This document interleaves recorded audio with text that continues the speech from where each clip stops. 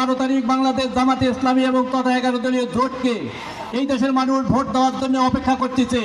কি ঠিক আছে? আগামী 12 তারিখে ভোট বিপ্লব হবে, ব্যালট বিপ্লব হবে। এই ব্যালট বিপ্লবে আপনারা কি করবেন? দাঁড়িপাল্লার পক্ষে রায় দিবেন এবং আগামী যে দিন কয়টা আছে নির্ঘুম আমাদেরকে কাটাতে হবে। কি কাটাতে হবে? নির্ঘুম মানুষের কাছে যাইতে হবে এবং বলতে হবে তাদেরকে যে আমাদেরকে ভোট দিবেন, আমরা কি করব? মানবিক বাংলাদেশ দেব, ইনসাফের বাংলাদেশ দেব, ন্যায় এবং অন্যায়ের বিরুদ্ধে আমাদের কি অবস্থান থাকবে ইনশাল্লাহ। বোঝা গেছে?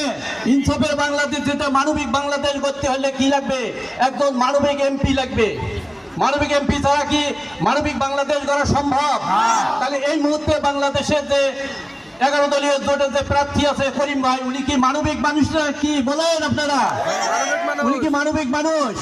তাহলে এই কয়দিন আমরা মানুষের কাছে যাব এবং আমরা এই কয়টা দিন